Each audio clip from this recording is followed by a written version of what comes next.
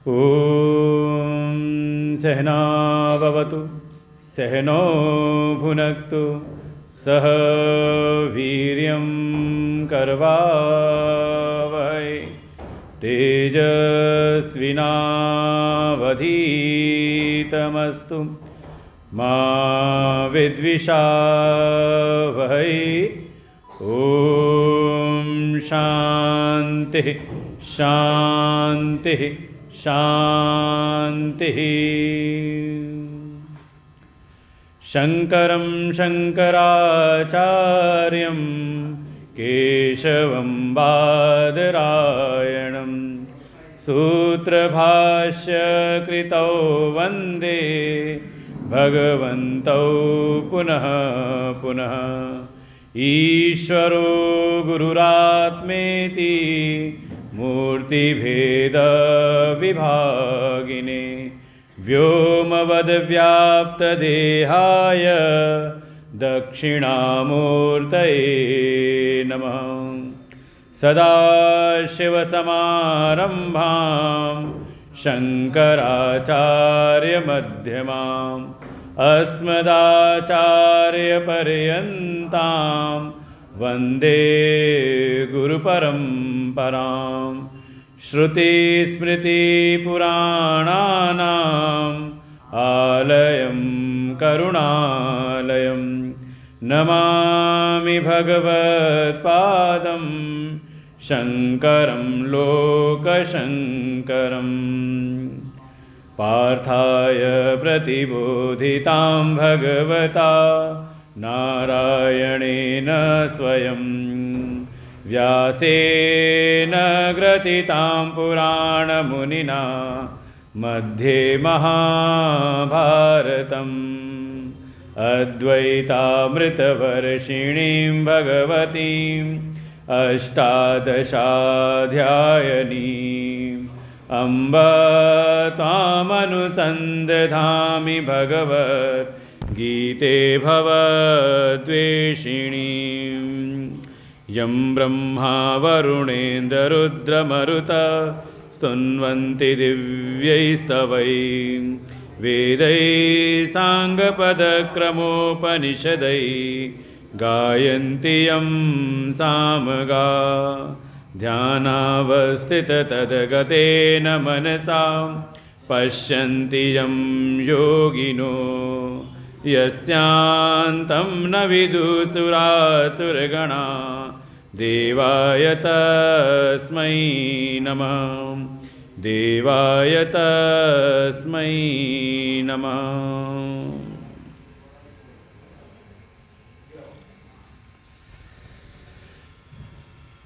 आनंद कंद सच्चिदानंद परात्पर ब्रह्म भगवान श्री परशुराम जी के चरणों में कोटशः नमन वंदन। इस प्रांगण में स्थापित दशावतार भगवान के चरणों में कोटशः नमन वंदन। आश्रम की व्यवस्था देख रहे पूज्य महाराज जी एवं उनके सहायक गण, इस मंदिर की सुव्यवस्था में संलग्न सभी समिति के परिवारजनों को हृदय से आशीर्वाद देते हुए उपस्थित सभी लोगों का अभिनंदन। परम सौभाग्य की बात है यह, एक तो वर्तमान व्यवस्था के अनुसार यह नववर्ष और नववर्ष का भी प्रारंभ हो ज्ञान के द्वारा, सत्संग प्रवचन के द्वारा, तो इससे अच्छा शुभारंभ कुछ हो नहीं सकता। हाँ, थोड़ा पीछे शोर कम करेंगे। व्यवस्थापक लोगों से निवेदन है कि थोड़ा आवाज़ इतनी रखें कि यहाँ तक ना आए। नहीं, हमारी आवाज़ जा रही होगी पीछे, माइक से बोल रहे हैं ना हम। तो हमारी आवाज़ पीछे तक जाए, पीछे की आवाज़ यहाँ तक ना आए। तो गत कई वर्षों से कभी रामचरितमानस, कभी शिव पुराण के द्वारा हमने चिंतन किया, भगवत चिंतन, आत्मचिंतन। इस बार जब चर्चा हुई और अवसर था यज्ञशाला का शुभारंभ, वही भगवान की कृपा है कि ऐसा दिव्य स्थान हमको प्राप्त है, जहाँ देवालय है, भगवान की स्थापना है। तो भाव था कि कभी जैसे चर्चा हुई तो नंदी जी के ऊपर, तो नंदी जी विशाल हो गए। भाई नंदी जी धर्म के प्रतीक हैं, धर्म के स्वरूप हैं। तो जीवन में धर्म जितना ज़्यादा हो, जितना बड़ा हो, उतना ही हमारे जीवन का कल्याण करता है। और उसी क्रम के अंतर्गत चर्चा हुई तो बात आई यज्ञशाला की, कि ऐसी यज्ञशाला का निर्माण हो, क्योंकि स्थान भी उपलब्ध है जिसमें निरंतर यज्ञ भी हो। यज्ञ साक्षात भगवान का ही स्वरूप है। भगवान के 24 अवतारों में एक अवतार है यज्ञ पुरुष रूप में। आकुति और रुचि नाम के प्रजापति के माध्यम से स्वयं भगवान प्रकट हुए हैं, जिनका नाम ही है यज्ञ पुरुष। तो उस यज्ञशाला का निर्माण लगभग पूर्णता की ओर है। और पूर्णता कभी आश्रम में, मंदिर में कभी पूर्णता होती नहीं। वहाँ तो कोई ना कोई नया कोई ना कोई नवीन संकल्प आते रहते हैं भगवान की प्रेरणा से। और जो अनुयायी भक्त हैं उनकी सेवा, उनके सामर्थ्य के अनुसार नित्य निरंतर कोई ना कोई नया कार्य, कोई भगवत संकल्प वहाँ पर चलते ही रहते हैं। तो इस बार इस यज्ञशाला के शुभारंभ के साथ ही यह ज्ञान यज्ञ, और जब चर्चा हुई सुभाष जी से तो हमने कहा आपके यहाँ के श्रोता बड़े अच्छे आते हैं, सुधीर श्रोता हैं, बुद्धिजीवी वर्ग है। तो अब पुराणों की कथा थोड़ा ऊपर उठते हैं और अब प्रवेश करते हैं गीता जी में। जैसा कि वर्तमान समय, इस समय कुछ धर्म की क्रांति, धर्म के प्रति लोगों का उत्साह और देखा जाता है इस समय, इस बार का जो आंग्ल परंपरा के अनुसार अंग्रेजों का ये जो नववर्ष है, इस बार कुछ बदलाव आया समाज में, जो सबने अनुभव किया होगा। कि पहले जो भीड़ पिकनिक स्पॉटों में जाती थी, अन्य कुछ ऐसे टूरिस्ट प्लेस जो थे घूमने के लिए वहाँ होते थे, गोवा और ताजमहल देखने की जो भीड़ थी, इस बार वहाँ कुछ सन्नाटा हुआ। और इस बार जो जन समुदाय है वो तीर्थों की ओर अग्रसित हुआ। और 31 और 1 तारीख जो भी गए होंगे किसी भी धर्म स्थल पर, जैसे काशी, अयोध्या, मथुरा, और हमें तो अनुभव हुआ रामेश्वरम भगवान के यहाँ पर। और वहाँ के लोगों ने बताया कि 4-5 साल से हम यहाँ पर रह रहे हैं, जो इधर के कुछ हमारे परिचित लोग जो वहाँ रह रहे थे, उन्होंने बताया, एक ब्राह्मण देवता ने, कि 4-5 साल हो गए स्वामी जी यहाँ रहते हुए, लेकिन इतनी भीड़ नहीं देखी। और हम भी वहाँ पहुँच गए थे 26 तारीख को ही, और इतनी भीड़ की हमें फिर वहाँ पे दर्शन करने का जो एक सहजता से जो अवसर मिला, वो हमें मिला सोमवार को, लगभग 3-4 दिन बाद, क्योंकि वहाँ पे भीड़ कमी नहीं हो रही थी। सारे जो वीआईपी प्रोटोकॉल थे वो सब निरस्त हो रहे थे, कि कोई उसमें गुंजाइश है नहीं। जब भीड़ इतना जन समुदाय आ रहा है तो कैसे उनको किनारे करके किसी और को अवसर दिया जाए। और खुद भी संकोच होता है कि सब इतनी घंटों लाइन में लगे हों, और उस बीच जा कर के हम अपने किसी वीआईपी उस प्रभाव से जा कर के अगर वहाँ दर्शन करें तो खुद भी अच्छा लगता नहीं।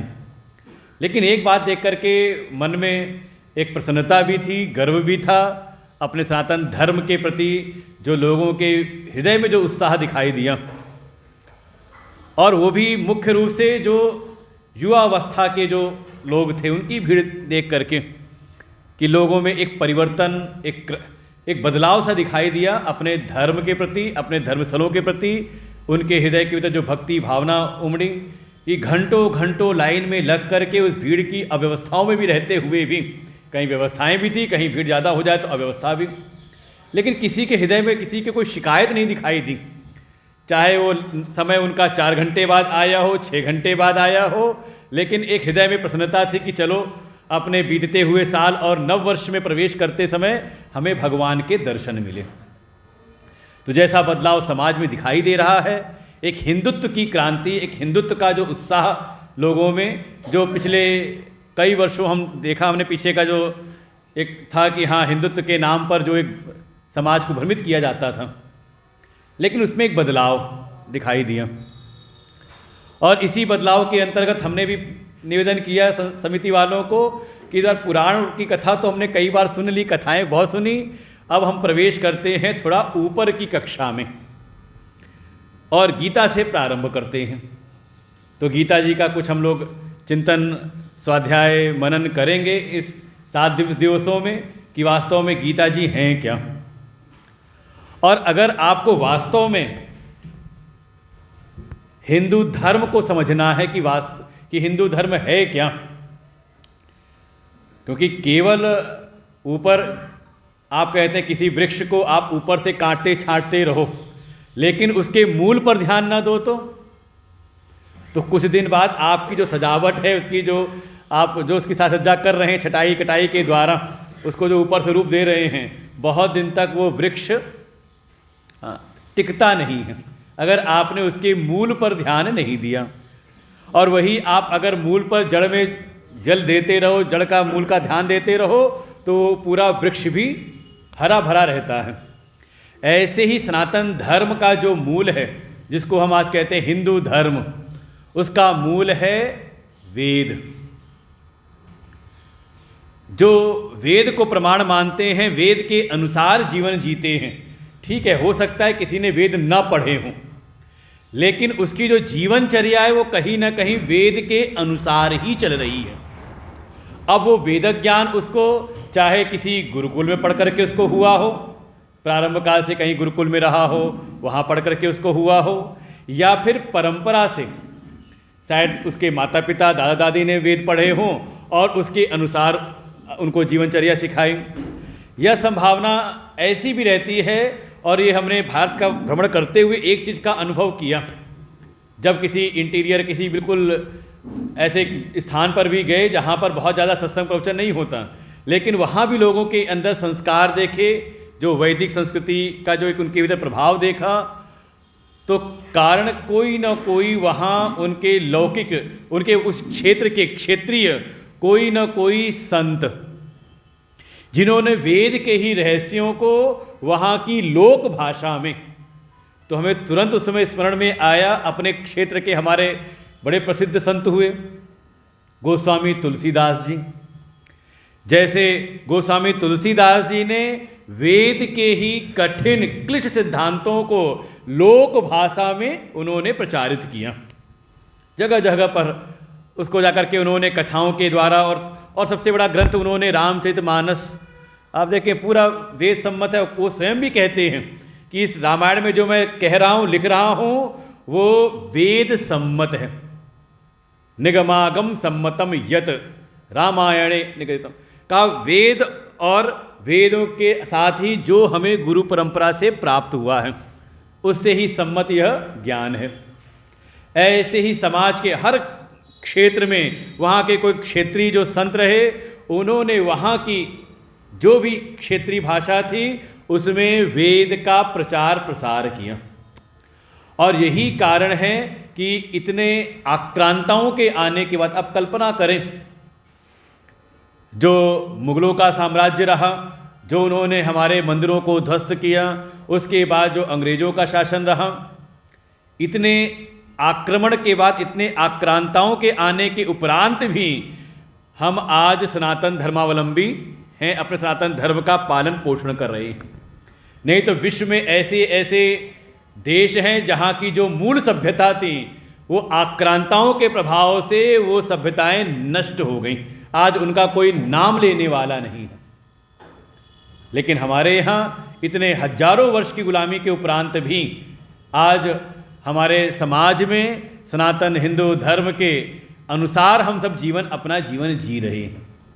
नष्ट करने का कितना प्रभाव, कितना प्रयास किया गया होगा, उनका क्या प्रभाव रहा होगा, आप कल्पना नहीं कर सकते। और उसका वर्तमान रूप अगर आपको वर्तमान में दर्शन करना हो, तो हमारे आस पड़ोस में बहुत सारी घटनाएं हो रही हैं। बगल में ही रोज़ खबरें आती हैं बांग्लादेश से, कभी हमारे देश के अंदर ही, स्वतंत्र भारत के अंदर ही कभी समस्याएं थी कश्मीर में, आज वर्तमान में पड़ोस हमारे है ही है बंगाल में दिखाई देता है। आप कल्पना करें कि जिस समय उनका पूरा एक साम्राज्य रहा होगा, तब क्या स्थिति होती होगी, कि शायद अपने धर्म का निर्वहन करने के लिए भी कितनी कठिनता, कितनी विषमताएं उनको सामना करना पड़ा रहा होगा। लेकिन फिर भी आज सनातन धर्म का बोलबाला पूरे विश्व स्तर पर हो रहा है। कारण है ये जो हमारा वैदिक ज्ञान है, इस वेद ज्ञान को समाज में प्रचारित करने वाले जो संत हैं या सनातन धर्म की, हिंदू धर्म को मानने वाली जो ऐसी कुछ संस्थाएं हैं जिनके प्रभाव से आज भी वेद का बोलबाला पूरे विश्व स्तर पर हो रहा है। तो हमारे सनातन धर्म के मूल हैं वेद। वेद ही हमें शिक्षा देते हैं कि हमें अपना जीवन स्तर, जीवन व्यवहार किस प्रकार से हमें निर्वाह करना है। हाँ, धीरे धीरे ऐसा लगता है कि हाँ, कोई वेद पढ़ेगा तो वेद का एकांगी एक स्वरूप हमने पकड़ लिया, पूजन पद्धति, कि हाँ कोई किस प्रकार से पूजा कर रहा है, किसकी पूजा कर रहा है, ऐसे ऐसे लोगों ने विचार किया। लेकिन वेद केवल पूजा पाठ के लिए ही नहीं है, आप समझें। ऐसा ये हमारा जो धर्म शास्त्र, जो मूल हमारे जो शास्त्र हैं वेद, इसमें हमारे पूरे जीवन का एक सार रूप में जिसमें समाहित है, जिसमें केवल पूजन पद्धति नहीं, वो तो उसका एक अंग है।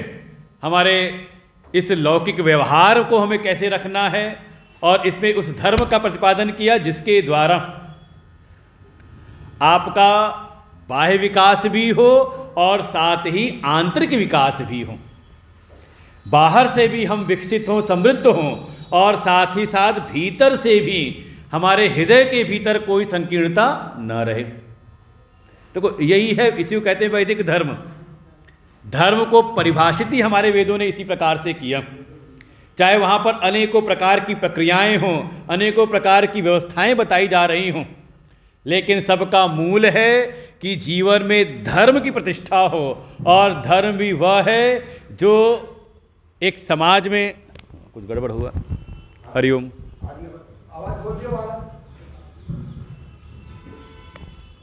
हरिओम।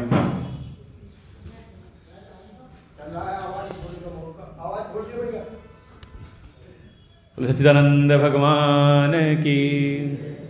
हल्का सा कम करो, कुछ ज़्यादा बढ़ा दिया, हल्की से। परशुराम भगवान की जय। जगत स्थिति कारणम प्राणिनाम साक्षात अभ्युदय निश्रेयस हेतु। जो जगत की स्थिति का भी कारण हो और साथ ही इस जगत में निवास करने वाले जो प्राणी हैं, उन प्राणियों के समग्र अभ्युदय का जो कारक बने, हेतु बने, उसको हमारे यहाँ कहा धर्म। ये जो आज के समय जो धर्म की परिभाषाएं लोग दे रहे हैं, उसको हम धर्म नहीं कहा। किसी रिलीजन को धर्म नहीं कहते, किसी पंथ, किसी परंपरा का नाम धर्म नहीं। देखो, इसीलिए कहा यहाँ पर जगत स्थिति कारणम प्राणिनाम साक्षात अभ्युदय निश्चय हेतु यह सा धर्म, उसको कहा धर्म।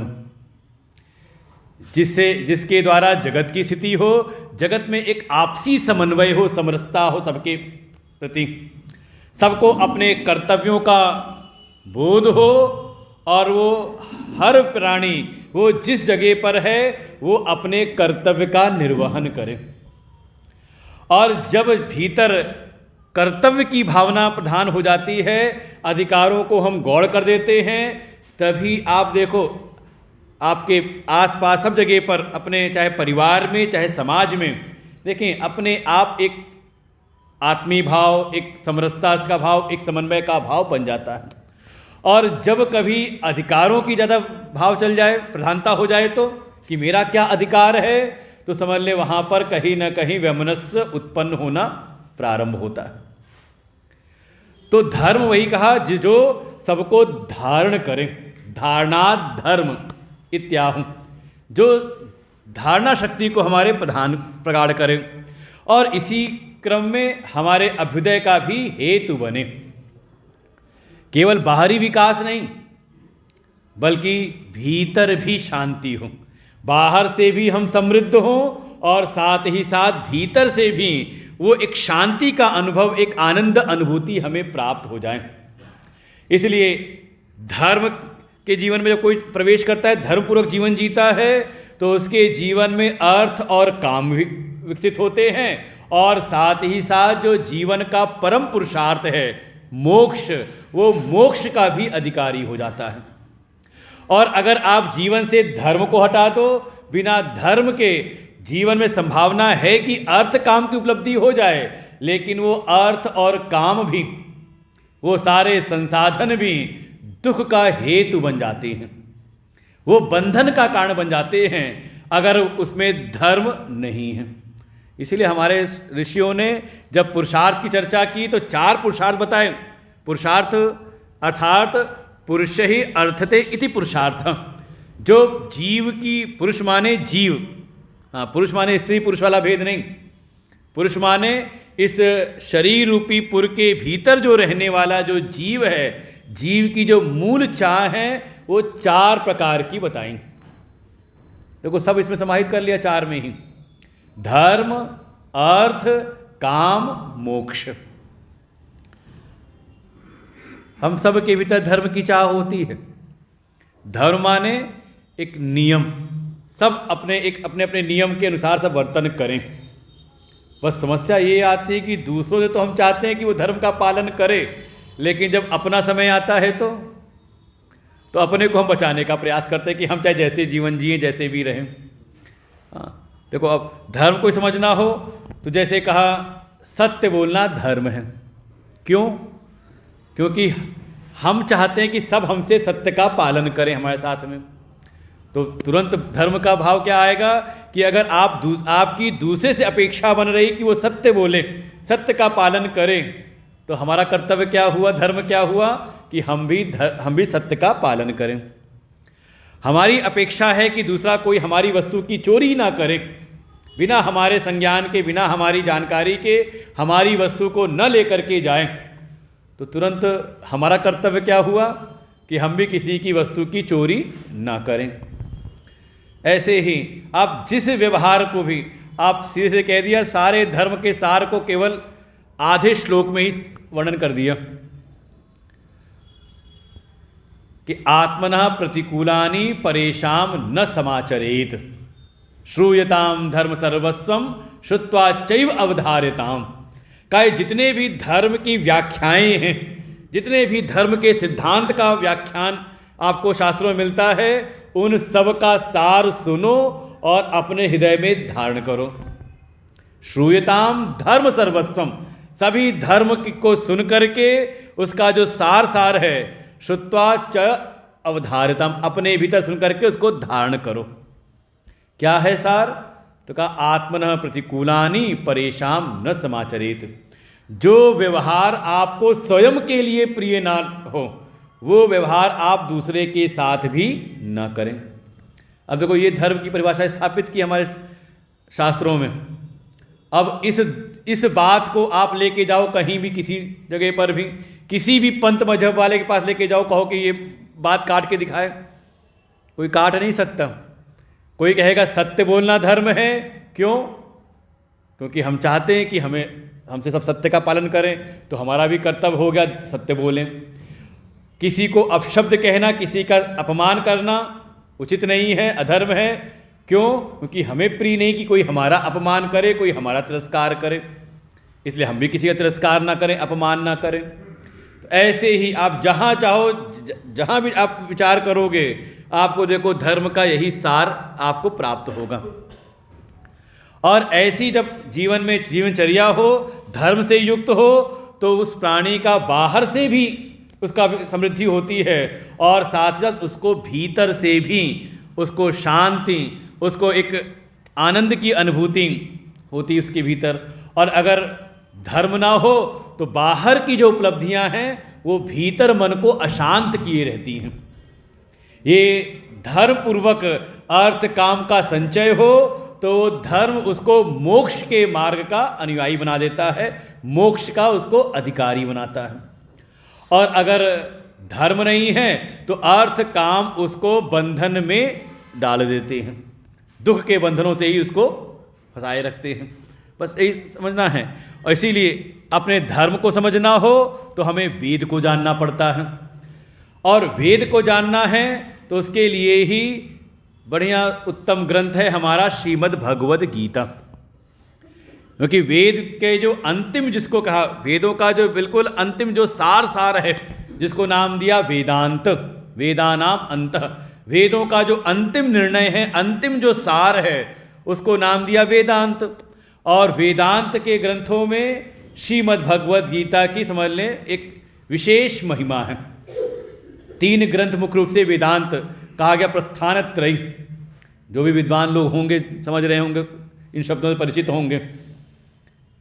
प्रस्थान त्रयी के अंतर्गत वेद प्रस्थान है उपनिषद, फिर युक्ति प्रस्थान है ब्रह्मसूत्र, और स्मृति प्रस्थान के अंतर्गत नाम आता है श्रीमद् भगवद गीता। और श्रीमद् भगवद गीता के विषय में ऐसा वर्णन किया आद्य गुरु भगवान शंकराचार्य जी ने कि ये जो गीता जी हैं, तद इदम गीता शास्त्रम समस्त वेदार्थ सार संग्रह भूतम दुर्विज्ञेय अर्थम। इसलिए श्रीमद् भगवद गीता थोड़ा कठिन तो पड़ता है समझने में। दुर्विज्ञेय कहा थोड़ा समझने में कठिन है। कारण क्या है कि ये जो श्रीमद् भगवद गीता है, ये पूरे वेदार्थ का सार संग्रह है।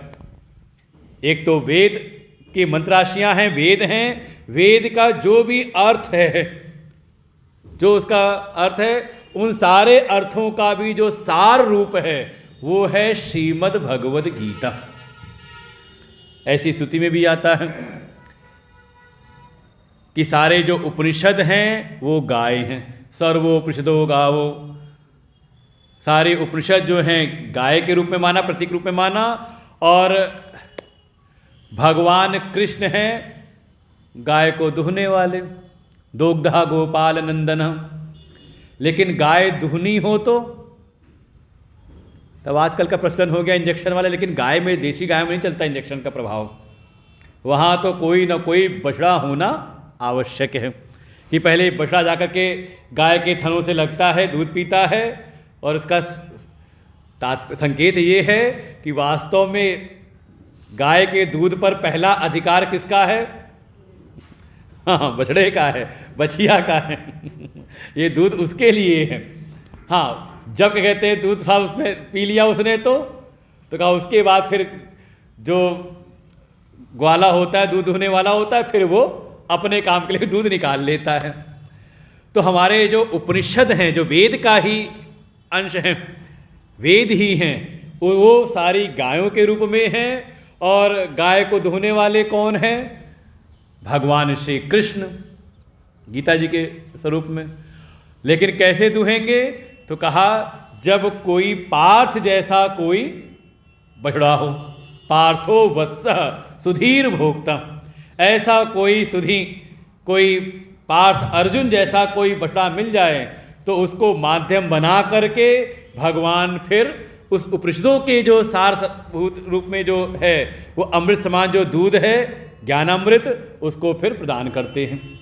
तो ऐसे ही ये श्रीमद् भगवद गीता आप समझ लें सारे वेदों का सारभूत है। सार अगर आपको वेद को जानना है तो आप अगर श्रीमद् भगवद गीता का अध्ययन करें, उसका श्रवण करें, उसका पठन करें, उसको समझने का प्रयास करें, तो आपको सारे वेदों के अर्थ का सार आपको प्राप्त हो जाएगा। ऐसा निरूपण किया श्रीमद् भगवद गीता की महिमा में। तो उसी श्रीमद् भगवद गीता का ये हमारा पहला सत्र है, कह सकते शुरुआत हो रही है। तो इस बार गीता जी के कुछ हम मुख्य चीज़ों पर हम विचार करेंगे कि वास्तव में श्रीमद् भगवद गीता क्या है, इसका हमारे जीवन में क्या प्रभाव है, कि अगर हम श्रीमद् भगवद गीता के अनुसार अपना जीवन जिएं तो वास्तव में हमारे जीवन में क्या उपलब्धियां प्राप्त होंगी। तो जैसा कि श्रीमद् भगवद गीता के विषय में चर्चा होती है, तो इसमें मुख्य रूप से आप सुनते हैं कि हाँ, इसमें कर्मयोग का प्रतिपादन है, और सबसे ज़्यादा प्रचार इसी चीज़ का हुआ, कर्मयोग का। किसी ने कहा श्रीमद् भगवद गीता कर्म का ग्रंथ है, जीवन में हमें कर्म कैसे करना है, कर्म का स्वरूप क्या है, कर्म का प्रभाव हमारे जीवन पर क्या है, इसका निरूपण किया। और उन्होंने पूरी गीता पर अपना व्याख्यान करते हुए गीता को एक संज्ञा दी कर्म रहस्य। इसमें कर्मों के रहस्य का वर्णन है। देखो ऐसा भी आपको समाज में आपको मिल जाएंगे। और इसकी तो ऐसी ख्याति हुई जब स्वतंत्रता संग्राम जब प्रारंभ हुआ, जितने भी बड़े बड़े स्वतंत्रता संग्राम सेनानी हुए जिन्होंने नेतृत्व प्रदान किया, वो सब के सब कहीं ना कहीं गीता जी से प्रभावित थे, प्रेरित थे। चाहे महात्मा गांधी हों, चाहे लाला लाजपत राय हों, ऐसे जो भी थे सब के सब कहीं ना कहीं, यहाँ तक कि हमारे जो भगत सिंह हैं, चंद्रशेखर आज़ाद हैं, ये सभी कहीं ना कहीं गीता, सबके सब गीता से प्रेरित थे, प्रभावित थे। और ऐसा तो इतिहास में वर्णन आता है कि कोई अंग्रेज अधिकारी था, जब देखा कि इतनी लोगों के भीतर एक उत्साह है, एक ऐसी प्रेरणा है एक स्वतंत्रता संग्राम के लिए, इन क्रांतिकारियों के भीतर, कि ये अपने प्राणों तक का भी कोई विचार नहीं करते, अपना घर परिवार के सुख संसाधन छोड़ करके चल पड़े हैं आज़ादी के लिए। तो उसने कुछ बैठक बुलाई और विचार किया कि आखिर इन सबको प्रेरित कौन कर रहा है, किससे प्रेरित हो रहे हैं सब इतना। तो किसी ने कहा कि साहब ये सब के सब एक किताब है गीता, उससे सबके सब प्रभावित है, प्रेरित हैं। तो उस अंग्रेज अफसर ने कहा इकट्ठा करो, जहाँ भी कहीं गीता की कोई प्रति मिले सब इकट्ठा करो, और इसको लिखने वाला कौन है, किसने इस ग्रंथ को लिखा। क्योंकि उस समय ये सब था कि कहाँ कोई अगर ऐसा कोई ग्रंथ लिखे, कोई किताब लिखे जो समाज को प्रेरित करे, तो उसको किताब भी जब्त होती थी और किताब को लिखने वाला भी जेल में डाल दिया जाता। कब पकड़ो उसको, कौन है इसको लिखने वाला। तो जो वहाँ का कोई था, कोई भारतीय, तो उसने कहा कि साहब उसको पकड़ना बड़ा मुश्किल है, भगवान की द्वारा रचित ये ग्रंथ है, उनको पकड़ा तो बड़ा मुश्किल है। तो ऐसा समय था कि जो भी आता वो गीता जी के द्वारा ही प्रेरित होता, कि वास्तव में उसको अपने कर्तव्य का बोध होता, कि केवल घर परिवार में ही रहना, घर परिवार के ही कार्यों को ही पूरा करना ही हमारा कर्तव्य नहीं, बल्कि जैसे हमारा परिवार है अपना, ऐसे ही पूरा ये जो हमारा राष्ट्र है ये भी परिवार है। जैसे घर में हमारी माँ है, ऐसे ही ये भारतवर्ष जो भारत है, भारत भी हमारी माँ है, इनके लिए भी हमें कार्य करना चाहिए। तो उसको कर्तव्य का बोध कराने वाली गीता जी। और प्रमाण देखें तो गीता जी में मिलता है, अर्जुन के भीतर भी जो मोह उत्पन्न हुआ वो कर्तव्य के विषय में। अर्जुन ने भगवान से यही कहा, कार्पण्य दोषो पथ स्वभाव पृच्छामि त्वाम धर्म सम्मूढ़ चेता। हे कृष्ण, इस समय मेरा जो चित्त है वो धर्म के विषय में सम्मोहित हो रहा है। सम्मूढ़ चेत, मेरा चित्त इस समय निर्णय नहीं कर पा रहा कि मेरा क्या कर्तव्य है, मुझे क्या करना चाहिए क्या नहीं करना चाहिए इस प्राप्त परिस्थिति में। और भगवान ने जब अर्जुन को उपदेश किया तो अंतिम जब उपदेश पूरा हो गया तो अर्जुन ने अब सीधे सीधे कहा, हे कृष्ण, अब आप जो कहेंगे सो मैं करूँगा, करिष्ये वचनम तव, आप जैसा कहो सो मैं करूँ। प्रारंभ में नहीं, प्रारंभ में तो भगवान ने कहा युद्ध कर, तेरा कर्तव्य है, लेकिन उस समय नहीं, सुनने के बाद तो प्रमाण भी देते हैं कि देखो श्रीमद् भगवद गीता का प्रारंभ हुआ है कर्तव्य के विषय में मोह से, और समापन हुआ कहाँ पर कि अर्जुन को अपने कर्तव्य का स्मरण हो आया, और वो जो कर्तव्य से पलायन कर रहे थे वो कर्तव्य परायण हो गए। तो इसमें कर्म के रहस्यों को बताया है। ऐसे ही बहुत सारे ऐसे समाज में हुए जो गीता से प्रेरित हुए, जिन्होंने गीता का स्वाध्याय किया, श्रवण किया, चिंतन किया। उन्होंने कहा श्रीमद् भगवद गीता में वास्तव में भक्ति का प्रतिपादन किया है। तो आप कह सकते हो गीता में भक्ति योग का भी वर्णन है। एक अध्याय ही है जिसका नाम है भक्ति योग। जैसे तीसरा अध्याय का नाम है कर्म योग, ऐसे 12वां अध्याय है उसका नाम है भक्ति योग। और वो प्रमाण भी देते हैं, देखो इसमें भगवान से प्रेम कैसे बढ़ाना है, भगवान की शरणागति किस प्रकार से प्राप्त करनी है, वो सिखाया गया है। और उसको प्रमाणित करते हैं कि देखो श्रीमद् भगवद गीता का उपदेश कब प्रारंभ हुआ, जब अर्जुन भगवान के शरणागत हुए। पहले अध्याय में भगवान का कोई उपदेश नहीं है। क्यों? क्योंकि अर्जुन अपने मन की बातें भावनाओं को व्यक्त तो करता है लेकिन भगवान की शरणागति ग्रहण नहीं की। कब उपदेश प्रारंभ हुआ गीता का? जब अर्जुन ने कह दिया शिष्यस्तेहम शाधि माम त्वाम प्रपन्नम, हे कृष्ण मैं आपकी शरण में हूं, मैं आपके शरणागत हूं, अब आप मेरा कल्याण करिए।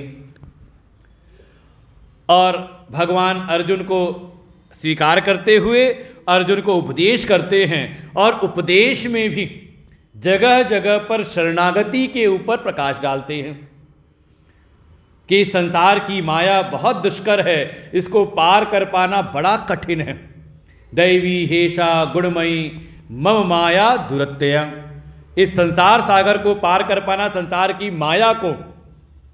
और इस संसार की माया तो ऐसी है ना कि आपको जो लगता है कि दूसरे का सुख है और हमारा दुख है, आप उसकी दृष्टि से सुनकर देख करके देखो तो आपको जो परिस्थिति आपको अपने लिए दुखदायक लग रही है और दूसरे के लिए सुखदायक लग रही है, कि आपको लगता है कि वो बहुत सुखी है और हम बहुत दुखी हैं, आप कभी उससे बैठ के चर्चा करो तो वो आपको तुरंत कहेगा, अरे आपके जीवन में कौन सा दुख है, आप हमारी स्थिति को देखो।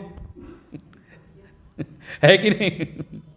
देखने में क्या लगता है कि हमारी स्थिति बड़ी दुखदायक है, बड़े हम कष्ट में हैं, देखो हमारे परिवार में समस्या है, हमारे आसपास के समाज में बड़ी समस्या है, और आपको लग रहा है कि देखो आप तो बहुत अच्छे हो, आपके लिए सब कुछ अनुकूल है आपके।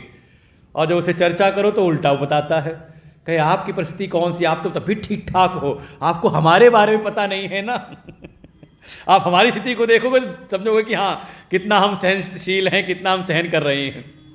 यही भगवान की माया है, समझ में आना बड़ा मुश्किल है, बड़ी ही दुष्कर है ये माया को पार कर पाना। अच्छे अच्छे मोहित हो जाते हैं। कथाओं में हमने सुना कि देवर्षि नारद जैसे भक्त वो भी भगवान की माया से मोहित हो जाते हैं।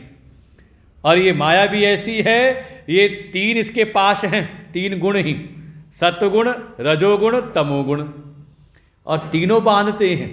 ये मत कहना कि तमोगुण है वही बांधता है, तमोगुण भी अज्ञान में बांधता है, रजोगुण भी लोभ इत्यादि में बांध देता है, तो सत्व गुण भी बंधनकारी है, वो भी ऊपर उठने नहीं देता, वो भी सुख में बांध करके रखता है। तो पार होने का कोई उपाय है? तो उपाय एक ही बताया, क्या है? भगवान की शरणागति। मामेव ये प्रपद्यन्ते ता तरन्तिते, कहा जो भी मेरे शरणागत हो जाते हैं, प्रपन्न हो जाते हैं, वे इस माया को पार कर जाते हैं। इसलिए बार बार जगह जगह पर भगवान शरणागति के ऊपर ही जोर देते हैं। तो उन्होंने कहा नहीं, इसमें भक्ति योग का प्रतिपादन है, भक्ति सिखाई गई है कि वास्तव में जीव का कल्याण कैसे हो, जीव इस संसार की माया को कैसे पार करे। उपाय है भगवान की शरणागति, भगवान की भक्ति। वहीं समाज में आप देखो गीता जी के विषय में तो कोई कहेगा नहीं, श्रीमद् भगवद गीता में ठीक है कर्म की बात भी है, भक्ति की बात भी है, लेकिन गीता में वास्तव में ज्ञान का प्रतिपादन किया है। जीव और आत्मा की, आत्मा और ब्रह्म के एकत्व का, आत्मा और परमात्मा के एकत्व का अनुभव कराया गया है। और इस ज्ञान को जो पा लेता है, जो जान लेता है अपनी आत्मा को, वो वास्तव में इस भव सागर को पार कर जाता है। और यही ज्ञान भगवान ने अर्जुन को कराया। तो कोई कहता है इसमें ज्ञान योग का प्रतिपादन है। इसीलिए अर्जुन जब शिष्य बने भगवान के, शिष्यस्ते हम, जब अर्जुन ने कहा कि मैं आपका शिष्य हूँ, आप मुझको शिक्षित करिए, मुझको ज्ञान प्रदान करिए, तो भगवान ने अर्जुन को ज्ञान प्रदान किया। ऐसे ऐसे लोग अपने अपने तर्क प्रमाण देते हैं, लेकिन वास्तव में गीता जी हैं क्या? गीता जी का मूल प्रयोजन क्या? गीता जी का मूल विषय क्या? और कौन गीता जी का अधिकारी है? और ये हमारी परंपरा है शास्त्रों का चिंतन करने के लिए कि अगर आप शास्त्र के अनुबंध को समझ लें कि यह ग्रंथ किस चीज़ों से अनुबंधित है, किन चीज़ों के द्वारा अनुबंधित है, तो आप उसके पूरे सार को जान सकते हैं। और ये हमारी परंपराएं हैं ऐसे शास्त्रों का विचार करने में कि चार चीज़ों का पहले विचार किया जाता है कि ग्रंथ का प्रयोजन क्या है, ग्रंथ का विषय क्या है, ग्रंथ का अधिकारी कौन है, किसके लिए ग्रंथ लिखा गया है। और चौथा कहते हैं संबंध, विषय का प्रयोजन के साथ में। तो श्रीमद् भगवद गीता का विषय क्या है, विषय इसमें किस विषय का प्रतिपादन है, तो सीधे सीधे कहा कि इसमें ब्रह्म विद्या का प्रतिपादन किया गया।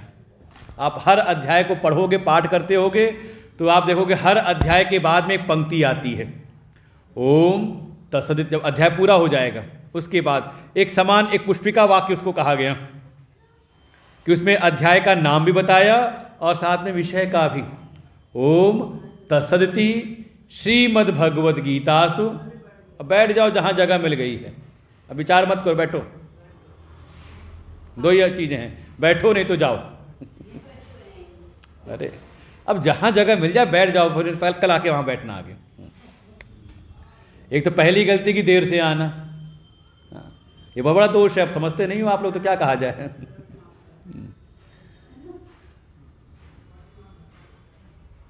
श्रीमद् भगवद गीता का विषय, तो हर अध्याय के विराम पर एक पंक्ति आएगी, ओम तत्सदिति श्रीमद् भगवद गीतासु उपनिषत्सु ब्रह्म विद्यायाम योग शास्त्रे श्री कृष्णार्जुन संवादे, और उसके बाद उस अध्याय का नाम और उसकी संख्या का वर्णन, ऐसा वर्णन आएगा हर जगह।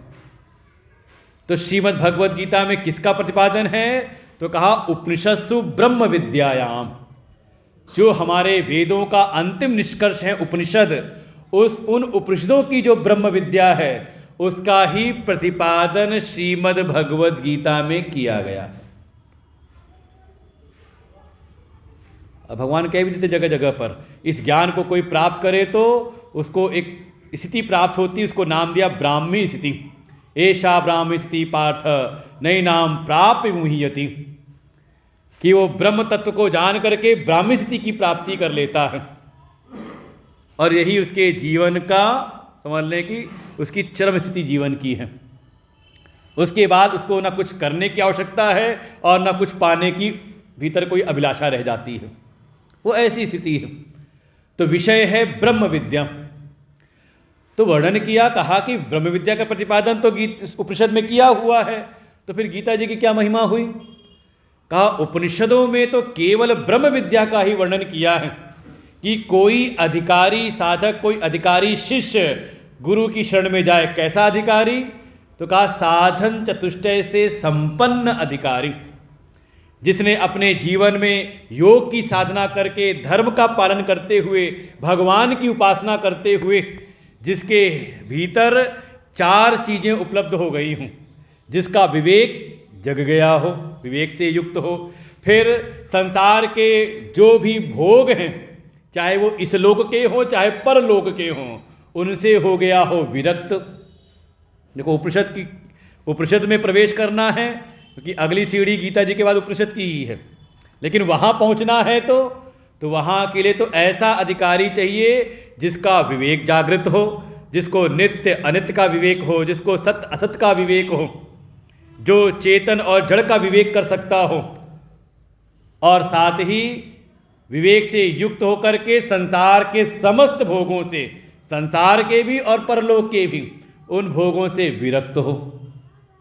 तो विवेकवान हो, वैराग्यवान हो, और साथ ही 6 संपत्तियां उसके भीतर हों, शम, दम, उपरति, तितिक्षा, श्रद्धा, समाधान। ये 6 साधन गिनाए। मन उसका संयमित हो, मोबाइल के ऊपर उसका बस हो कि जब ना बजना हो तो ना बजे, हाँ बंद कर लो। इतनी समझ हो कि हम कहाँ पर बैठे हैं और वहाँ पे हमें क्या व्यवहार करना है, किसी को टोकना ना पड़े, किसी को कहना पड़े। और बिल्कुल ये तो लिखना चाहिए, मंदिर के भीतर प्रवेश करना हो तो मोबाइल बंद करके आएँ। इसलिए व्यवस्था अच्छी है कई मंदिरों में, जहाँ कहते मोबाइल जमा करके आओ, क्योंकि देखो कहीं ना कहीं हम आए हैं भगवान के, भाई दर पर आए, दरबार पर नहीं आए भगवान के। किस लिए आए हैं, क्योंकि हमें भीतर लगता है कि भगवान से बढ़कर के दुनिया में कोई नहीं। लेकिन जैसे ही हम भगवान के दर्शन की लाइन में खड़े हैं, वहीं पे लेके मोबाइल से बात भी कर रहे हैं किसी से, तो समझ लो आपने भगवान के स्तर को थोड़ा सा कम नहीं कर दिया। भगवान के पास आके आपको लगता है कि नहीं दुनिया भी कुछ है, दुनिया में कोई है जो बहुत महत्वपूर्ण है, तो आपने स्वयं ही भगवान को कर दिया थोड़ा कम, उनके महत्व को, तो उसका फिर जीवन में दोष भी आता है, प्रभाव दुष्परिणाम भी आते हैं। तो इतना विचार हो, इतना विवेक हो कि कहाँ पर हमें किस प्रकार से व्यवहार करना, विवेक समझ तो होनी चाहिए इतनी। संसार से वैराग्य भी हो, भीतर मन पे संयम हो, शम हो, अपनी इंद्रियों पर संयम हो, दम, थोड़ी सहनशीलता भी हो, तितिक्षा भी हो। ये नहीं अरे बड़ी ठंडी है, इतनी ठंड में सत्संग रख दिया तो क्या ठंड में शादी ब्याह नहीं होते क्या, विवाह वहाँ क्यों जाते हो? कहा दुनिया के काम तो चल जाते हैं लेकिन सत्संग नहीं होना चाहिए कहा थोड़ी तितिक्षा भी हो। जैसे हम संसार के लिए तितिक्षु हो जाते हैं, सहनशील हो जाते हैं, तो भगवान की सेवा, भगवान के ज्ञान के लिए भी हम थोड़े तितिक्षु बन करके रहें।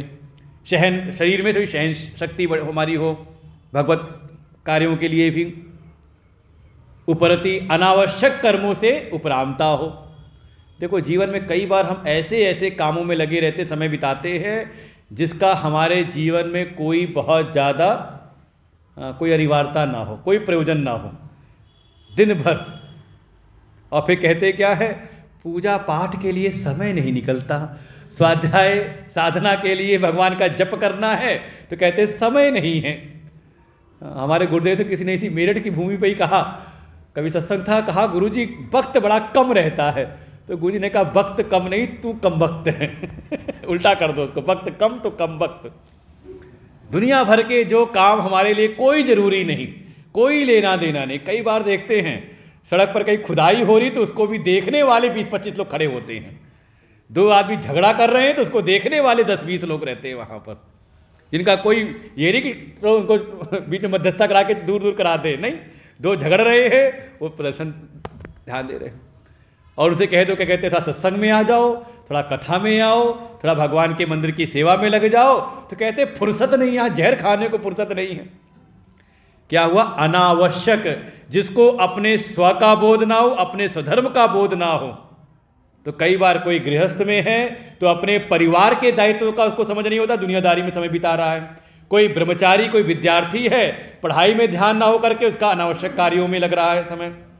इसी को कहा, इसी का नाम है उपरति, जिसको समझ हो अपने लक्ष्य की, अपने जीवन की, अपने स्व की, और वो उसमें जो सहायक कर्म हैं, जो सहायक जो उसमें भी हो रहे हैं, केवल उसका ही वो अनुष्ठान करे। विद्यार्थी है तो उसका लक्ष्य हो विद्या अर्जन, उसका वो प्रधान कर्तव्य है, प्रधान उसका कह सकते हैं कि उसका स्वधर्म है, वो करे, बाकी सब जितना जरूरी उतना करे। अच्छा मान लो कोई खिलाड़ी है तो उसके लिए स्वधर्म हो जाएगा, सुबह उठ करके जा करके शारीरिक व्यायाम करे, अभ्यास करे, वो उसके लिए हो जाएगा, प्रधान हो जाएगा। उसके अतिरिक्त जो कार्य हैं उससे उपराम हो जाए। कोई गृहस्थ में है तो गृहस्थ के जो दायित्व हैं उसके लिए विशेष हो जाए, बाकी सब भी कार्य चल रहे हैं। कोई वानप्रस्थी है तो जीवन में उपासना, जीवन में यज्ञ, दान, पुण्य, तीर्थ इत्यादि, थोड़ा तपस्या की साधना, और कोई सन्यासी है तो उसके लिए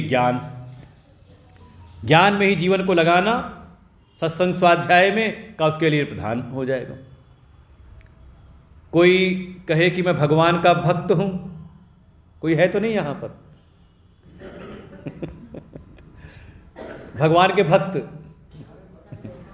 अच्छा कितनी देर के लिए भक्त? सुबह 1 घंटा, शाम को 1 घंटा, ऐसे वाले नहीं, हम पूछ रहे हैं कि भक्त को भक्त कितनी देर रहना चाहिए? जितनी देर मंदिर में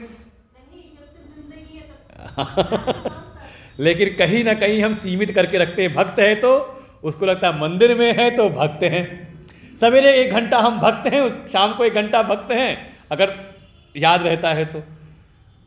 बाकी समय अगर किसी को लगता है मैं भक्त हूं तो उसको हर समय ये भाव रहे, भगवान का स्मरण बना रहे, तो समझ लो उसकी भक्ति। अरे भक्त जो है उसको तो लगता है कि तद विस्मरणे परम व्याकुलतेति। जैसे कोई संसारी है, कोई मान लो बहुत लोभी है, तो उसको अगर कोई कैसे लोभी कोई व्यवसायी कोई हो तो जरा सा हिसाब इधर हो जाए तो उसका मन बेचैन हो जाता है। रुपए का हिसाब ऊपर नीचे हो जाए तो बेचैन होता है कि नहीं, बेचैनी होती कि नहीं, कभी हिसाब ना मिले, आप पैसा दे करके या रख करके भूल जाओ, कभी हुआ हो? माताएं होती कई बार कहीं भी रख देती है, कहीं डब्बे में रख देंगे, कहीं कहीं कुछ अच्छा रख करके भूल जाएं हम, याद ना आए तो बेचैनी तो नहीं होती? अच्छा, वैसी बेचैनी भगवान के लिए होती कि नहीं होती? आज का जप नहीं हो पाया, अब कथा नहीं मिली हमें सुनने को, बहुत दिन हो गए कथा सत्संग नहीं मिला, स्वाध्याय नहीं हुआ, गीता का पाठ नहीं हुआ, भगवान की जो सेवा है सेवा नहीं हुई, तो अगर बेचैनी होती हो तो समझ लो भक्त है। कह हनुमंत विपत्ति प्रभु सोई, जब तब सुमिरन भजन न होई। ये हनुमान जी ने संशोधन किया, जब बताया, भगवान ने पूछा कि जानकी कैसे रहते हैं, तो बताया, लेकिन बड़ी उनकी विपत्ति है, आपका स्मरण करते ध्यान तुम्हारे कपाट, वो प्राण तो उनके निकल जाएं, लेकिन आपका जो ध्यान है वो बंद दरवाजे की जैसे है, इससे उनके प्राण निकल नहीं पा रहे, लेकिन फिर भी उनको विपत्ति है। भगवान ने कहा कोई मेरा ध्यान करे, जीवन में विपत्ति आ जाए उसके। तो हनुमान जी ने कहा नहीं नहीं प्रभु, ऐसा होता है ना, कभी कभी बीच में कुछ व्यवधान भी आता है, कभी कोई राक्षसी आकर के डराने लगती है, कोई राक्षसी आकर के, कोई जैसे रावण ही आ गया, जितनी देर रावण से बातचीत हुई तो कुछ तो मन हटा ना, तो वो जो कभी एक क्षण ऐसा आता है कि आपका विस्मरण होता है किसी दुनियादारी के व्यवहार में, किसी चीज में, तो कहा जब तब, कहा हनुमंत विपत्ति प्रभु सोई, यही उनकी विपत्ति उनके जीवन की है कि कभी कभी एक आध क्षण भी आपके विस्मरण में निकल जाता है। तो भक्त है तो उसको हर क्षण भगवान का स्मरण बना रहे, तो ये समझ लो वो उपरति उसके भीतर है, और उसको लगता है नहीं भगवान की पूजा पाठ भी जरूरी है, लेकिन ये काम नहीं करेंगे तो कैसे होगा। तो क्या हुआ अभी फिर देखो, ऊपर बढ़ना है तो उतनी ज़्यादा आपको अपनी पात्रता बढ़ानी पड़ेगी। उपरति है, तितिक्षा है, फिर श्रद्धा। श्रद्धा मतलब, श्रद्धा को कहा, परिभाषित किया कि दो के प्रति दृढ़ विश्वास। एक तो हमारे जो शास्त्र हैं, शास्त्रेषु, शास्त्र वचन, हमारे वेद, उपनिषद, गीता, पुराण, रामायण, इनके वचनों पर दृढ़ विश्वास, और साथ ही इन शास्त्रों को जो बताने वाले गुरु हैं, जो समझाने वाले हैं, इनका जो व्याख्यान करने वाले जो गुरु हैं, उनके वचनों पर दृढ़ विश्वास। शास्त्रेषु गुरुवाक्येषु सत्य बुद्ध्या उदाहरयेत, सा श्रद्धा कथिता ह्यर्था यया वस्तु उपलब्ध है। वास्तव में ये श्रद्धा किसी के भीतर हो तो उसको परमात्म तत्व का बोध होता है, और गीता जी में आएगा 4 अध्याय में ही भगवान कह देते हैं श्रद्धावान लभते ज्ञानम। किसको ज्ञान होगा? का श्रद्धावान को। कभी शिव पुराण पढ़ें तो देखें, वहाँ प्रसंग, बहुत सुंदर प्रसंग है, शिव सती से शिव पार्वती का जो चरित्र है, आप देखो, कभी उसको देखें आप। स्वयं भगवान शिव उपदेश करते हैं, लेकिन सती जी को ज्ञान नहीं हुआ, परिणाम भगवान से उनका वियोग हुआ। तो ऐसा नहीं कि प्रेम नहीं है भगवान शिव के प्रति, उनकी अटूट प्रीति है कि मरते समय भी, शरीर त्याग करते समय भी, जब उन्होंने योग अग्नि में अपने शरीर को छोड़ा तो शरीर का त्याग करते समय भगवान शिव की स्मृति उनको बनी। यही कारण है कि अगला जन्म भी उनको पार्वती के रूप में मिलता है। प्रेम में कोई कमी नहीं, उनकी सेवा में कोई कमी नहीं, लेकिन भगवान शिव के वचनों पर विश्वास नहीं। लाग न उर उपदेश यद्यपि कहूँ शिव बार बहु। स्वयं भी सुनाया और लेके गए गुरु जी के पास में, लेकिन भगवान कहते हैं सच्चिदानंद हैं जो जंगल में दिखाई दिए, लेकिन सती जी को विश्वास नहीं हुआ। उनको लगा ये तो राजकुमार हैं, ये तो पत्नी के वियोग में विह्वल हो रहे हैं, ये ब्रह्म कैसे हो सकते हैं। परिणाम क्या हुआ? शरीर शिव से वियोग भी हुआ, और तो और कितने कष्ट उनको मिले। और वही पार्वती जी का जो जन्म हुआ, उसके बाद जब उन्होंने अपनी साधना, उपासना, तपस्या की, तो उनके जीवन की साधना का परिणाम यही हुआ। सती जी गई थी भगवान की परीक्षा लेने, तो जीवन में उनके फिर समस्याएं हुई, और पार्वती जब तपस्या करती तो उनकी परीक्षा स्वयं भगवान लेते हैं, और परीक्षा भी उनकी श्रद्धा का ही होता है। जो सप्तऋषि आए सबसे पहले उन्होंने आक्षेप चोट की है गुरु जी पर ही। देवर्षि नारद के पढ़ाए तुम साधना कर रही हो। कौन? देवर्षि नारद, जिसके जिसके बातों को सुन करके तो जाने कितनों का घर उजड़ गया। बड़े दृष्टांत दिए वहाँ पर कि कौन कौन किसको इसको भ्रमित किया है। अब बस तुम्हारा ही घर, तुम्हारा, तुम लगी हो भगवान शिव से विवाह के लिए, कहा बस पूछो नहीं। गुरु जी पर आक्षेप किया, लेकिन पार्वती जी स्पष्ट कह देती हैं, तजौ न नारद कर उपदेश, जो सतबार कहूँ आप महेश। देखो यही है साधना का परिणाम, गुरु वचनों पर दृढ़ विश्वास। जिसको गुरु वचनों पर विश्वास नहीं, उसको फिर सपने में भी, यही बात कही है, सपने में भी उसको परमात्मा की प्राप्ति हो नहीं सकती। तो श्रद्धा, शास्त्र और गुरु वचनों पर दृढ़ विश्वास, वो परमात्मा की उपलब्धि जीवन में कराता है। और साथ ही कहा समाधान, चित्त की एकाग्रता, चित्त की भी एकाग्र हो। चित्त का बहुत ज़्यादा लालन पालन करना साधना नहीं है, बल्कि चित्त को सही जगह पर, सही लक्ष्य पे लगाना।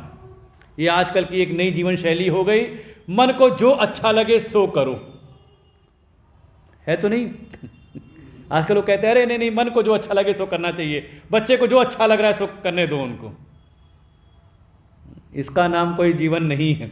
ये काम तो पशु पक्षी भी अच्छे से करें, उनको जो अच्छा लगता है तो करते हैं। फिर मनुष्य की मनुष्यता फिर कहाँ सिद्ध है? कहा जो अच्छा लगे सो नहीं, जो वास्तव में सही हो उसमें हमारा मन लगे, उसमें मन को लगाना, इसका नाम है साधना। इसको कहा समाधान, चित्त को एकाग्र कर, एक चीज में लगाना, सही जगह पे लगाना। तो ये सब लोग साधन है। ये विवेक हो, वैराग्य हो, फिर ये मन पे नियंत्रण, चित्त की एकाग्रता हो, हमारी इंद्रियां संयमित हों, हमारी बुद्धि सही जगह पर, शास्त्र पर लगे। जब ये सब हो और साथ ही साथ मोक्षा भी हो, मोक्ष प्राप्ति की दृढ़ इच्छा हो, तब उसका प्रवेश होता है उपनिषद में। लेकिन श्रीमद् भगवद गीता की महिमा यही है कि इसमें इसका विषय तो वही उपनिषदों का ही ज्ञान है, उपनिषद की ही ब्रह्म विद्या का प्रतिपादन है, और साथ ही साथ उस ब्रह्म विद्या को भीतर धारण करने के लिए जो पात्रता चाहिए, जो सामर्थ्य चाहिए, ये उसके भी साधन को बताती है। उपनिषद में नहीं है। उपनिषदों में तो कहा आप साधन संपन्न हो करके जब गुरु की शरण में जाते हो तो गुरु जी उपदेश करते हैं और फिर उसको ज्ञान की प्राप्ति होती है, उसको अपने आत्मस्वरूप की अनुभूति होती है। लेकिन गीता जी की महिमा ये है कि भगवान ने इसमें उपनिषदों की ब्रह्म विद्या का प्रतिपादन किया, और साथ ही साथ उस ब्रह्म विद्या को कैसे हृदय में धारण करें, हृदय की पात्रता कैसे निर्मित हो, उसके साधन बताए। उसी को नाम दिया योग शास्त्र,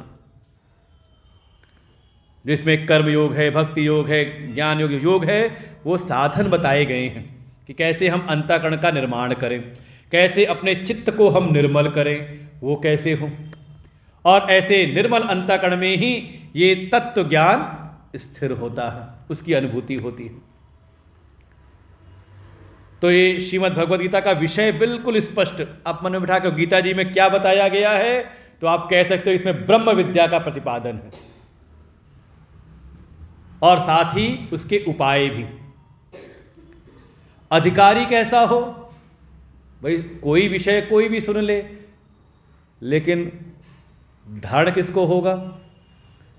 जैसे अब किसी को बनना हो डॉक्टर, तो मैं ही कहूँ मुझको डॉक्टर बना दो, अपना इलाज खुद ही करूं, फिर मैं दाखिला दिलवा दो हमें। तो आप पूछोगे गुरुजी ठीक है आपको गीता उपनिषद तो आता है, हम समझ रहे हैं, आप कथा भी अच्छी सुना लेते हो, हमने सुना है रामायण शिव पुराण, लेकिन क्या आपने वो हाई स्कूल इंटर किया कि नहीं किया? अच्छा वो भी आपने साइंस से पढ़ा कि नहीं पढ़ा, बायो पढ़ी कि नहीं पढ़ी? कहा इसकी जरूरत क्या है? कहा इसके बगैर आपका दाखिला होगा नहीं, इतना तो जरूरी है, इतनी तो पात्रता अनिवार्य है। तो ऐसे ही श्रीमद् भगवत गीता का अधिकारी कैसा हो, तो स्पष्ट कहा कि श्रीमद् भगवत गीता का अधिकारी हो अर्जुन के जैसा, अर्जुन सरीखा हो। समझ लो क्या पात्रता है अर्जुन की, तो सबसे बड़ी पात्रता अर्जुन की है सरलता। वैसे अर्जुन शब्द की उत्पत्ति जो हुई, जो शब्द बना है वो बना है ऋजु से। ऋजु माने सरल, उसी ऋजु से एक शब्द बनेगा आर्जव, सरलता। सरलता माने कहा छल कपट से रहित हो, जो बात भीतर है वैसा हम बाहर व्यवहार करें, और जैसा व्यवहार बाहर कर रहे वैसे ही भीतर भी हो। इसलिए पूरी गीता में देखेंगे भगवान अर्जुन को उपदेश करते हैं। अर्जुन ने पूछा, भगवान ने उत्तर दिया। अर्जुन सीधे कहते प्रभु आपने ये बात तो कही, लेकिन ये बात ठीक नहीं, छुपाते नहीं, बिल्कुल स्पष्ट सामने कह देते हैं।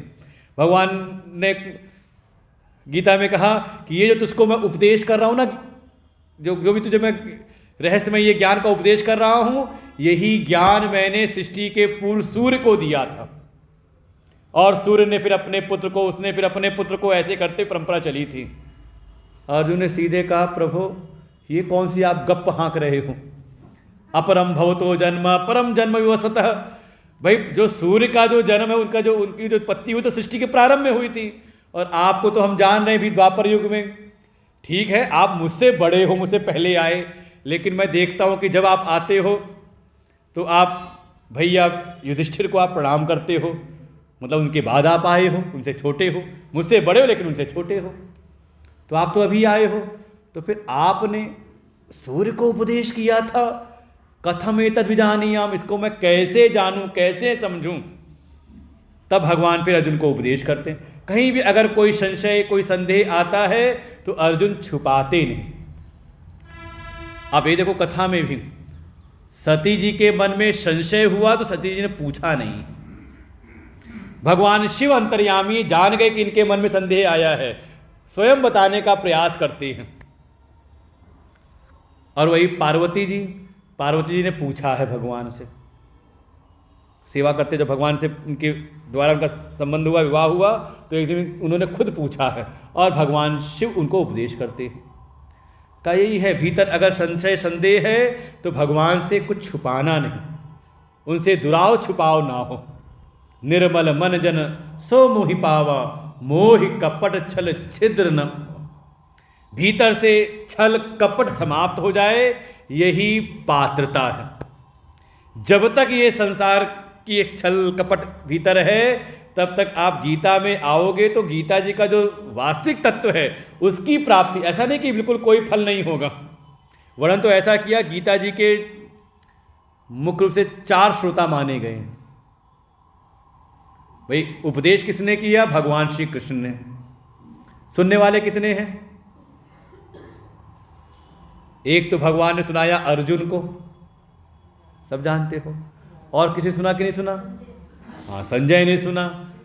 हाँ, संजय ने सुना तभी तो धृतराष्ट्र को सुनाया, और धृतराष्ट्र को सुनाया तो धृतराष्ट्र ने भी सुना। 3 तो हो गए।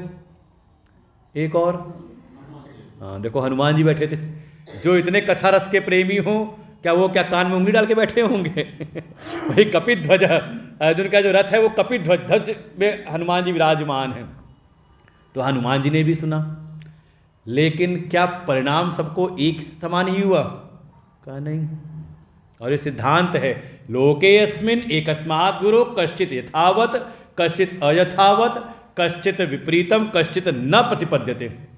जैसा कि प्रायः इस संसार में भी देखा जाता है, एक ही गुरु की शरण में 4 शिष्य हों तो किसी को तो बिल्कुल यथावत जैसा गुरु जी ने समझाया वैसा उसको समझ में आ गया।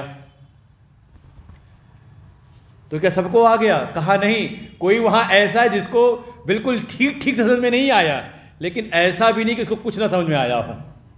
थोड़ा बहुत उसको समझ में आया, थोड़ा बहुत नहीं आया, तो घर जाकर पुनः प्रयास करता है, पुनः अभ्यास करता है, किसी और से पूछता है, सलाह लेता है, तो उसको समझ में आ जाता है। कह सकते कोचिंग चला जाता हो, ट्यूशन जाके करता हो तो समझ आ गया। कोई ऐसा है जिसको शायद गुरुजी समझाना चाह रहे थे लेकिन कुछ भी समझ में नहीं आया, वो कहते हो ऊपर से निकल गया। यहाँ भी निकल सकता है, चिंता ना करो। कहा ऊपर से निकल गया, कुछ समझ में नहीं आया। अच्छा, कुछ ऐसे भी होते हैं जो गुरुजी ने समझाया था कुछ और उन्होंने समझ लिया कुछ और। ये बड़ा घातक है।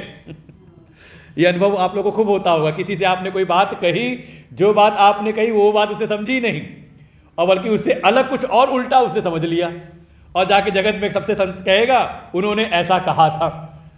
अब आप सफाई देते रहते हो, अरे भैया मैंने ये नहीं कहा था, मैं तो ये कहा था उससे, उसने गलत समझ लिया, उल्टा समझ लिया। तो ऐसे ही इसी श्रीमद् भगवत गीता को सुना अर्जुन ने और अर्जुन के भीतर का जो मोह था वो नष्ट हो गया। नष्टो मोह स्थितिर्लब्ध्वा तत्प्रसादात् मयाच्युतः। हे अच्युत, हे कृष्ण, आपके उपदेशों को सुनकर के जो अज्ञान जनित मोह था ये सब का सब नष्ट हो गया। मुझे अपने स्वरूप की स्मृति हो आई। उनको तो ज्ञान हो गया। वहीं संजय ने सुना, उनको आनंद मिला उसको सुन करके। राजन संस्मृत समापन में कहते हैं कि हे राजन, व्यास जी की कृपा से जो मुझको ये दिव्य दृष्टि मिली, इस दिव्य दृष्टि के प्रभाव से मुझको ये ज्ञान सुनने को मिला और बड़ा आनंद हुआ। संजय देखो, अर्जुन जैसा पात्र है, सरलता है, शरणागत है, तो उसको यथावत अनुभव होता है। संजय है कोई, संजय कहते हैं जिसने सम्यक प्रकार से अपनी इंद्रियों को जीत रखा हो। भाई सारथी है ना, सारथी का मन कैसा होना चाहिए? ऐसा ड्राइवर रखो जिसका दुनियादारी में मन ज़्यादा लगता हो। हमारे ड्राइवर साहब भी सुन रहे हैं अच्छा मान लो आप जो बात चले उसका ध्यान उस पर भी लगा हो, बात चल रही है तो हो रही है सब चीज़ें, कोई बात, और वो कई बार ऐसे भी होते हैं वो बात भी करते रहते हैं, तो फिर आप पीछे बैठे हो, अरे भैया थोड़ा आगे भी देखते रहना ध्यान रोड पर भी रखना। तो कैसा ड्राइवर हो तो कैसा हो, उसका जो ध्यान है बिल्कुल एकाग्र हो रोड के ऊपर, है ना, सामने ध्यान हो, मतलब चित्त एकाग्र उसका हो सम्यक रूप से। जिसने अपनी इंद्रियों को जय कर रखा हो, जीत रखा हो, उसका नाम है संजय। तो ऐसा अगर कोई एकाग्र रूप भाव से भी अगर इसको सुने गीता जी को, तो उसको सुनते समय उसको सुखानुभूति, उसको भी आनंद मिलता है। हाँ, उचित पात्रता नहीं, वो अगर जैसा पात्र होना चाहिए वैसा नहीं, उत्तम अधिकारी नहीं है, तो शायद सुनने के बाद शायद याद ना रहे, लेकिन सुनता रहे तो सुनते सुनते धीरे धीरे उसके भी भीतर पात्रता उत्पन्न होती है और उसको भी परिणाम की जो परम फल है उसकी अनुभूति उसको हो जाती है। तो इसको कहा दूसरे अधिकारी हो गए संजय, उत्तम नहीं लेकिन निकृष्ट भी नहीं। तीसरा यही उपदेश सुना धृतराष्ट्र ने। भाई संजय ने सुनाया ना धृतराष्ट्र को, लेकिन धृतराष्ट्र की कोई अनुभूति का यहां वर्णन नहीं आता, जैसे लगा कि कोई फल नहीं हुआ। और उसको समझना हो तो हमारे तुलसी बाबा जी ने वर्णन किया है, ममता रसन ज्ञान कहानी, अति लोभी सन वृत्ति बखानी, काम ही सन हरि का। ऐसे अगर कोई बहुत ज़्यादा ममता में लगा हुआ हो, जिसके भीतर मोह ममता बहुत ज़्यादा हो, संसार में मैं मेरा भाव बहुत ज़्यादा हो, उसको चाहे आप कितनी भी ज्ञान की बात सुनाओ उसके ऊपर कोई फर्क नहीं पड़ता।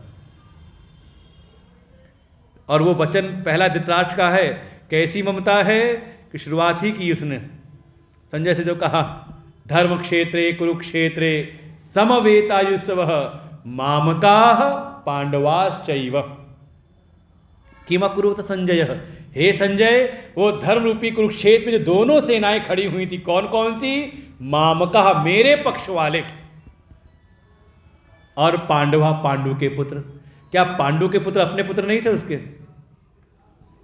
ये आज के समय भी चलता है संबंध, अगर छोटे भाई के भी जो बच्चे हैं उसको अपने ही लगते हैं, लेकिन कैसा भेद किया हुआ है, मेरे और पांडु के पुत्र। ऐसा कोई संकीर्ण हृदय का हो जिसका संसार में मैं मेरा भाव बहुत ज़्यादा हो, तू तेरा भाव बहुत ज़्यादा हो, वो फिर ज्ञान का अधिकारी नहीं कहा गया।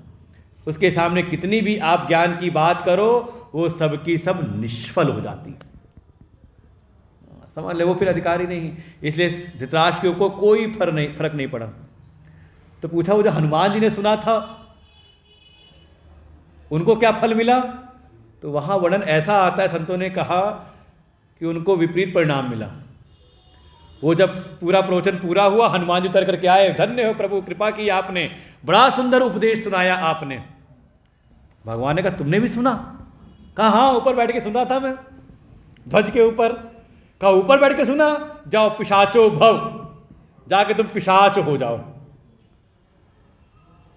भाई जिस ज्ञान के द्वारा ब्रह्मानुभूति हो के कोई ब्रह्म स्वरूप हो जाता है, उल्टा हो जाए पिशाच, ऐसा क्यों मिला उनको श्राप? तो कहा इसलिए क्योंकि उन्होंने विधि का लोप करके इस ज्ञान को प्राप्त किया। परंपरा है ज्ञान प्राप्ति की कि सामने बैठ करके और नीचे बैठ करके। संकेत ये है कि जो वक्ता है उससे अपने आप को थोड़ा नीचा मान करके, कि जो सुनाने वाले वो सर्वज्ञ हैं और मैं अल्पज्ञ हूं। विश्वासो गुरुवाक्येषु स्वस्मिन् दीनत्व भावना मनोदोषैश्चैव कथायाम निश्चला मति। कि जो व्यासपीठ पर आसीन हैं उनके प्रति प्रबल श्रद्धा, उनको उनके वचनों पर दृढ़ विश्वास और अपने भीतर अल्पज्ञता का भाव, दैन्य भाव, तब ये ज्ञान का आदान प्रदान होता है। और आप सुनते समय कहो अरे ये तो हमें पता है, ये तो हम जानते हैं। क्या हो गया कि अब आपने वक्ता से अपने को बैठा दिया, भले नीचे बैठे हो लेकिन मन से कहाँ बैठ गए? कहाँ ऊपर बैठ गए। तो कहा फिर इस सत्संग का कोई फल आपको प्राप्त नहीं होगा। नहीं तो अरे ये बात कैसी कह दी इन्होंने, ये बात बिल्कुल ठीक नहीं है, जमी नहीं। क्या किया आपने? वक्ता की बात को काट दिया, या मन में आया ये तो सब हम जानते हैं। तो क्या हो गया? अब आप भले नीचे बैठे हो लेकिन हो कहाँ गए? स्तर आपका ऊपर हो गया। तो अब इस सत्संग का, इस प्रवचन का आपको कोई फल, बल्कि विपरीत फल मिलेगा। एक व्यास की अवमानना का दोष जीवन में आएगा। तो हनुमान जी ने कहा अरे प्रभु इतना बढ़िया ज्ञान सुनने के बाद ये विपरीत परिणाम, इससे मुक्ति कैसे होगी? तो भगवान ने कहा जब तुम इस गीता के ऊपर पुनर्विचार करते हुए इसका भाष्य लिखोगे तो तुम्हें इस पिशाच योनि से तुम्हें मुक्ति मिलेगी। तो ऐसा वर्णन आता है कि हनुमान जी ने श्रीमद् भगवत गीता के ऊपर अपना भाष्य लिखा, इसकी व्याख्या की विचार करते हुए, तब उनको पैशाच रूप से उनको मुक्ति हुई। और गीता जी के ऊपर एक भाष्य प्रसिद्ध हुआ विद्वानों के बीच, पैशाच्य भाष्य, जो हनुमान जी के द्वारा इस पर भाष्य लिखा हुआ। दुर्लभ है, मिलता नहीं समाज में, चाहता तो आदिगुरु भगवान शंकराचार्य जी के जो भाष्य हैं वो उपलब्ध होते हैं। तो ऐसा, तो देखो जैसी पात्रता जैसा विधान वैसा परिणाम श्रीमद् भगवत गीता का मिलता है। कोई अर्जुन जैसा सरल बन करके अंतःकरण को निर्मल भाव से बैठे सुने, उसको सुनते सुनते ही अपने स्वरूप का अनुभव हो जाता है। और यही गीता जी के उपदेश का प्रयोजन है। स्वरूप में अवस्थान, अपने स्वस्वरूप में, अपने आत्म स्वरूप में स्थिति प्राप्त हो जाना, यही गीता जी का प्रयोजन है। जो अभी हम देह गे में ही अपना आत्मभाव किए हुए हैं, वहाँ से हट करके अपने वास्तविक अपना जो आत्म स्वरूप है उसमें स्थिति हो जाए, यही है गीता जी का प्रयोजन। विषय है ब्रह्म विद्या, अधिकारी हो हृदय की सरलता, प्रयोजन है अपने आत्म स्वरूप में स्थिति। अर्जुन ने यही बात कही है, स्थितो अस्मि कद संदेह, अब मुझे किसी प्रकार का कोई संदेह नहीं, सारे संशय संदेह निवृत्त हो गए, मुझे अपने आत्म स्वरूप में ही स्थिति हो गई। यही गीता जी का प्रयोजन है। और संबंध कहा, इसको सुनते सुनते ही प्राप्ति हो जाती है, अनुभूति होती है। देखो कुछ ऐसे विषय होते हैं जिनको आप पहले सुनते हो और समझ के जब जीवन में कार्य करते हो तो फल की प्राप्ति होती है। तो वहाँ का प्राप्य प्रापक भाव कि हाँ अब आपने सुन लिया समझ लिया, जब करोगे तो उसके फल की प्राप्ति आप प्रयास करने के बाद आपको प्राप्त होगा। लेकिन गीता जी का जो है का इसमें प्रयोजन की सिद्धि सुनते सुनते ही, क्योंकि ये अपनी आत्मा की बात है, किसी बाहर के विषय की बात नहीं कि सुन करके आप प्रयास करोगे तो वो आपको मिलेगा। इसमें जिस तत्व की बात है वो तो अपना स्वरूप है, अपनी आत्मा, उसकी ब्रह्म स्वरूपता का अनुभव सुनते सुनते ही आपको हो जाएगा। यही इसका संबंध है। इसलिए अर्जुन ने पूरी गीता सुनी, सुनने के बाद कोई साधन उधन नहीं किया कि हाँ सुन लिया है अब साधना करेंगे तो फिर प्राप्त होगा। कहा सुनते सुनते ही अर्जुन को अपने स्वरूप की अनुभूति हो गई और उनका कल्याण हुआ। तो ये इसका संबंध है। तो विषय है ब्रह्म विद्या, इसके अधिकारी हृदय की सरलता, सरल बन करके छल कपट को कम से कम बाहर रख करके ही एकाग्रतापूर्वक सुने, तो ये सुनते सुनते ही अपने आत्मा की अनुभूति, उसके ब्रह्म स्वरूपता की अनुभूति सुनते सुनते ही उसको प्राप्त हो जाती है। ऐसी ये गीता जी की महिमा है। तो आज तो हम लोग इतना है, कल फिर सुनेंगे हम लोग। आज यहीं पर विश्राम लेते हैं। समय है 3 से 5, ठीक है टाइम। अब वैसे मौसम अच्छा हो गया, हमें लगा कि अब पता नहीं, हम तो आए थे गर्म प्रदेश से घूमते हुए, तो यहाँ आए तो लगे बड़ी ठंडक है, लेकिन शाम तक लगा कि नहीं ठीक हो गया मौसम। तो हम लोग 3 से 5 का समय है, समय से आए, बिल्कुल ज़्यादा विस्तार नहीं। जो भी गीता जी का जो महात्म्य भाव ये था कि पहला जो सत्र है उसमें गीता जी के विषय के इसकी जो प्रारंभिक भूमिका है उसको हम समझें, और फिर क्रमशः आगे एक एक अध्याय पर हम लोग फिर विचार करेंगे कभी जब आगे सत्र होंगे। होते रहते हैं, एक एक अध्याय का मैं प्यान किया है वो कराते रहते हैं गीता जयंती पर। इस बार 6ठा अध्याय था क्रमशः, तो उसमें भी हम लोग प्रवेश करेंगे। लेकिन इस बार गीता जी के विषय में एक पूरी एक प्रस्तावना के रूप में ये हमारा सत्र रहेगा। तो समय से आकर के उसको श्रवण करें। दुर्लभ है, कथा वथा सुनने को बहुत मिल जाती है, लेकिन गीता